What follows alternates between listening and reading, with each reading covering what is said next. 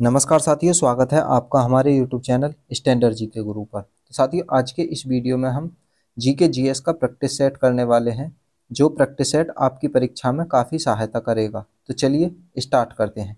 पहला प्रश्न है, सर्वश्रेष्ठ मूल संगीत के लिए ऑस्कर पुरस्कार जीतने वाले पहले भारतीय संगीतकार कौन बने हैं?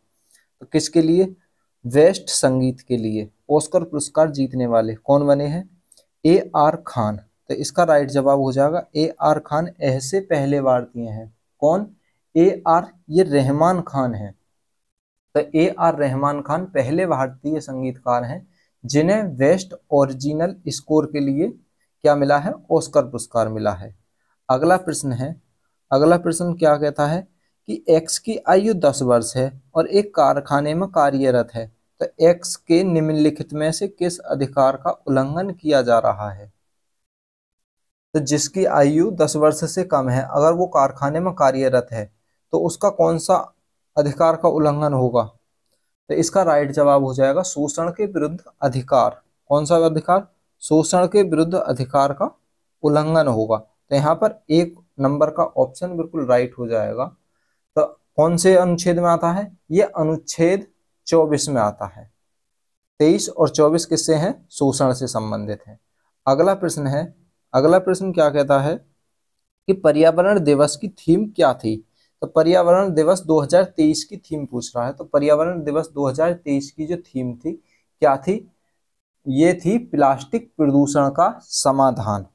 क्या थी फ्रेंड्स? प्लास्टिक प्रदूषण का समाधान।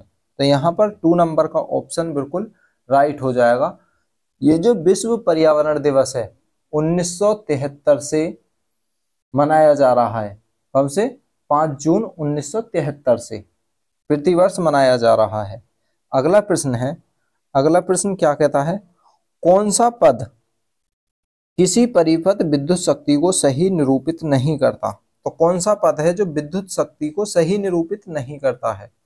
तो इसका राइट आंसर हो जाएगा आई आर स्क्वायर। जो है आई आर स्क्वायर, ये विद्युत शक्ति का सही निरूपण नहीं करता है। तो यहाँ पर 2 ऑप्शन राइट हो जाएगा। अगला प्रश्न है, अगला प्रश्न क्या कहता है कि क्षेत्रीय परिषदों का गठन किया जाता है। तो ये जो क्षेत्रीय परिषद होती हैं, इनका गठन किया जाता है। तो क्षेत्रीय परिषदों का जो गठन होगा संसद के अधिनियम द्वारा होगा। किसके द्वारा? संसद के अधिनियम द्वारा होगा। तो यहाँ पर ए ऑप्शन बिल्कुल राइट हो जाएगा। यह एक गैर संवैधानिक निकाय है। कैसा निकाय है? यह एक गैर संवैधानिक निकाय है। अगला प्रश्न है, क्या कहता है अगला प्रश्न? निम्नलिखित में से कौन सी रबी की फसल नहीं है? तो ये रबी की फसल की बात कर रहा है। तो रबी की फसल में क्या क्या आते हैं? तो चना, गेहूं, सरसों रबी की फसल में आते हैं, लेकिन मूंगफली रबी की फसल में नहीं आती है। ए ऑप्शन राइट हो जाएगा पहले नंबर का। अगला प्रश्न है, अगला प्रश्न क्या कहता है? जुलाई 2023 में इसरो ने श्रीहरिकोटा के सिंगापुर के कितने उपग्रह लॉन्च किए हैं? किससे? श्रीहरिकोटा से। किसने? इसरो ने।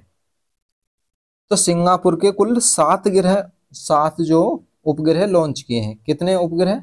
7 उपग्रह लॉन्च किए हैं। तो यहाँ पर तीसरे नंबर का ऑप्शन बिल्कुल राइट हो जाएगा। अगला प्रश्न है, क्या कहता है अगला प्रश्न? 2011 की जनगणना के अनुसार केरल की साक्षरता दर कितने प्रतिशत थी? तो 2011 की जनगणना के अनुसार केरल की साक्षरता दर पूछ रहा है। तो 2011 की जनगणना के अनुसार केरल की जो साक्षरता दर थी वो 91 से 95 प्रतिशत थी। कितनी? 91 से 95%। तो यहाँ पर पहला ऑप्शन राइट हो जाएगा। अगला प्रश्न है, अगला प्रश्न पर जाने। वीडियो अच्छी लगे तो लाइक करें, दोस्तों के साथ शेयर करें।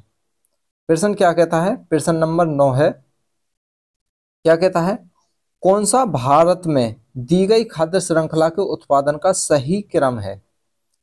किसका? तो भारत में खाद्य श्रृंखला के उत्पादन में बढ़ते क्रम में सही क्रम कौन सा है? तो बढ़ते क्रम में किस प्रकार से बढ़ता हुआ क्रम है? तो पहले नंबर पर क्या आएगी? पहले नंबर पर आएगी दलहन। क्या आएगी? दलहन आ जाएगी। दुल्हन नहीं है, ये दलहन है। दलहन आएगी, फिर तिलहन आएगा, फिर गेहूं आएगा, फिर चावल आएगी। तो यहाँ पर 2 नंबर का ऑप्शन राइट हो जाएगा।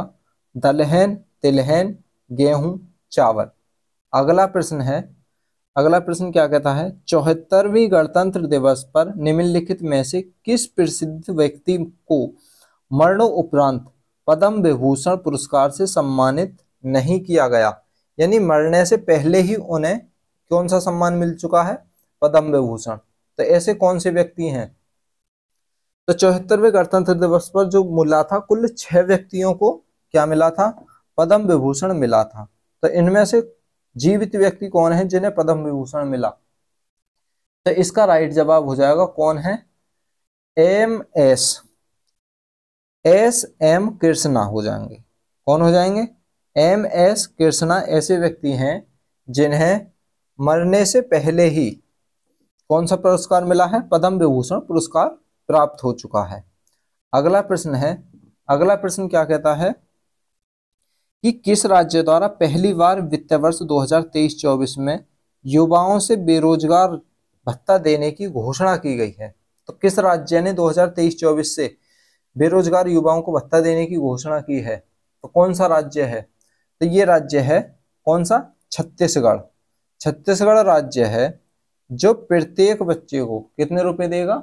1 अप्रैल 2023 से 2500 रुपए प्रति माह देगा। कितने रुपए देगा? 2500 रुपए प्रति माह देगा। अगला प्रश्न है, क्या कहता है, सल्तनत काल में बलि किसे कहा जाता था? ये कह रहा सल्तनत काल में बलि किसे कहा जाता था? तो बलि जो है ये भारतीय इतिहास में सल्तनत काल जो था इस दौरान कौन थे? सुल्तान का एक प्रतिनिधित्व था। कौन था? सुल्तान का एक प्रतिनिधि। तो यहां पर फर्स्ट ऑप्शन राइट हो जाएगा।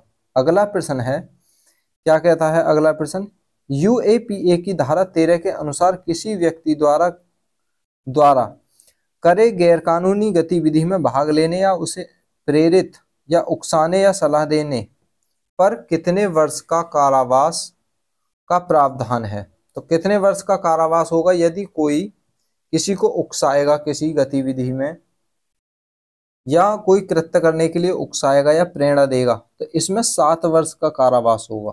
कितने वर्ष का? 7 वर्ष का। तो यहाँ पर सेकंड ऑप्शन राइट हो जाएगा। अगला प्रश्न है, अगला प्रश्न क्या कहता है, भारतीय बैडमिंटन संघ का गठन किस वर्ष किया गया? तो भारतीय बैडमिंटन संघ जो है इसका जो गठन हुआ था 1934 में हुआ। कब हुआ था? 1934 में। तो भारतीय बैडमिंटन संघ 1936 में राष्ट्रीय में आया था। किस में आया था? राष्ट्रीय मैचों में आया था। अगला प्रश्न है, क्या कहता है अगला प्रश्न कि केंद्रीय वित्त निर्मला सीतारमण ने 2023-24 के अपने बजट भाषण में केंद्र के निम्नलिखित में से किस नई योजना की घोषणा नहीं की? तो 2023-24 में निर्मला सीतारमण ने कौन कौन सी घोषणा करी थी? तो निर्मला सीतारमण ने जो घोषणा करी थी, ये घोषणा करती कृषि तरत्व निधि की घोषणा करी थी, आकाशीय जिला कार्यक्रम इसकी घोषणा नहीं करी थी। किसकी? आकाशीय जिला कार्यक्रम घोषणा। तो सेकंड ऑप्शन बिल्कुल राइट हो जाएगा। इसकी घोषणा 2023-24 में नहीं हुई। इसकी जो घोषणा हुई थी 2018 में हुई। अगला प्रश्न है, अगला प्रश्न क्या कहता है, the mock who ट्रांसफॉर्मेट Uttar Pradesh पुस्तक के लेखक कौन है? द मोक हु ट्रांसफॉर्मेट पुस्तक के लेखक तो कौन बने हैं, कौन हैं? तो इस पुस्तक के जो लेखक हैं द मोक हुम ट्रांसफॉर्मेट उत्तर प्रदेश, ये जो पुस्तक है इस पुस्तक के जो लेखक हैं शांतनु गुप्ता हैं। कौन है? शांतनु गुप्ता। तो यहाँ पर फर्स्ट ऑप्शन राइट हो जाएगा। अगला प्रश्न है, क्या कहता है, भारत अपना प्रथम राष्ट्रीय मेट्रो रेल ज्ञान केंद्र किस शहर में स्थापित कर रहा है? तो भारत अपना प्रथम राष्ट्रीय मेट्रो रेल ज्ञान केंद्र जो स्थापित कर रहा है ये दिल्ली में स्थापित कर रहा है। कहां पर? नई दिल्ली में। तो इसका राइट ऑप्शन हो जाएगा 3, बिल्कुल राइट जवाब है दिल्ली में। इसका उद्देश्य क्या है कि मेट्रो रेल के क्षेत्र में वृद्धि करना है। क्या? मेट्रो रेल के क्षेत्र में वृद्धि करना। अगला प्रश्न क्या कहता है, अंतरराष्ट्रीय समझौते मॉनेट्रियल प्रोटोकॉल किस संबंध में है। तो अंतरराष्ट्रीय मॉनेट्रियल प्रोटोकॉल जो होते हैं वो किस संबंध में होते हैं, तो ये जो होते हैं ओजोन परत के संबंध में होते हैं। तो ओजोन परत के संबंध में क्या होगा, मॉनेट्रियल प्रोटोकॉल जो एक संधि होती है, क्या होती है, अंतरराष्ट्रीय संधि।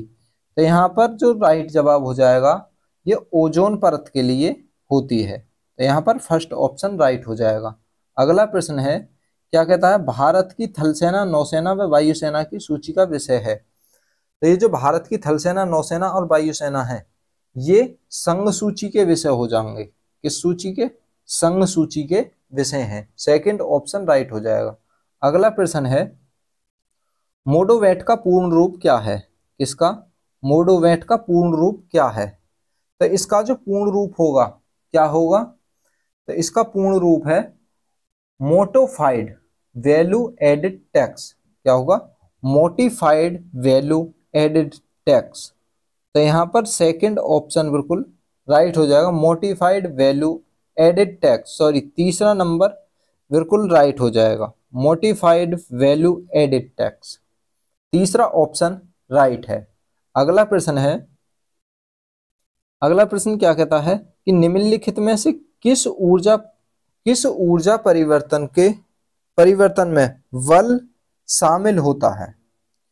तो किस ऊर्जा परिवर्तन में बल शामिल होता है, तो इसका जो राइट जवाब हो जाएगा, गतिज ऊर्जा से ऊष्मा ऊर्जा में परिवर्तन जो करते हैं, गति ऊर्जा से ऊष्मा ऊर्जा में परिवर्तन करते हैं, इसमें बल शामिल होता है। किसकी ऊर्जा हो, गतिज ऊर्जा को।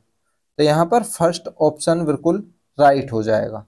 अगला प्रश्न क्या कहता है, निम्नलिखित में से कौन सा घास का मैदान उत्तरी अमेरिका में स्थित है।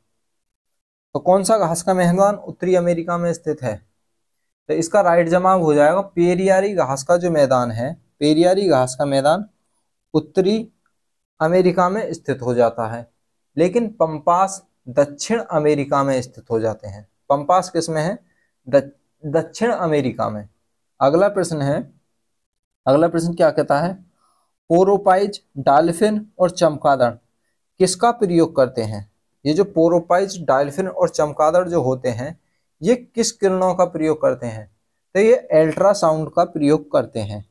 कौन सी किरणों का, अल्ट्रासाउंड किरणों का। तो यहाँ पर फर्स्ट ऑप्शन बिल्कुल राइट हो जाएगा। अगला प्रश्न क्या कहता है कि मानव शरीर के निम्नलिखित में से किस ग्रंथि अंग में पित्तरस का स्राव होता है। तो ये कह रहा है मानव शरीर के किस अंग में पित्तरस का स्राव होता है। तो पित्तरस का जो स्राव होगा वो यकृत में होगा। कहाँ पर होगा, यकृत में होगा। तो सेकंड ऑप्शन राइट हो जाएगा, यकृत मानव शरीर की सबसे बड़ी ग्रंथि हो जाती है। अगला प्रश्न है, क्या कहता है, निम्नलिखित में से किसने हर्षवर्धन को पराजित किया जब उसने दक्कन में चालक के साम्राज्य पर आक्रमण किया। तो हर्षवर्धन को किसने पराजित किया था, तो हर्षवर्धन को पुलिकेशन द्वितीय ने पराजित किया था। किसने पराजित किया था, पुलिकेशन द्वितीय ने। तो यहाँ पर सेकंड ऑप्शन राइट हो जाएगा। यदि वीडियो अच्छी लगे तो लाइक करें, अपने दोस्तों के साथ शेयर करें और चैनल को सब्सक्राइब करना ना भूलें। मिलते हैं नेक्स्ट वीडियो में। धन्यवाद।